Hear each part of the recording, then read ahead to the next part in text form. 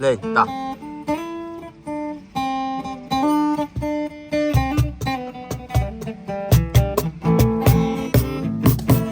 ពុកម៉ែធ្វើយ៉ាងហ្នឹងចូលទៅដល់នឹងអូនគេ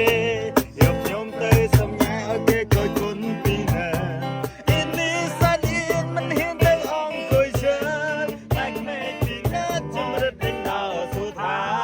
មើលមកមើលដៃជើងឲ្យប្របានចូលមើលថាស្លូតឬខតែឲ្យរៀននៅតាមណាឲ្យឆ្លើយយ៉ាងម៉េចទៅដល់ទៅឡើងសាលាឲ្យឯងនិយាយគេចាំថាសំនេះ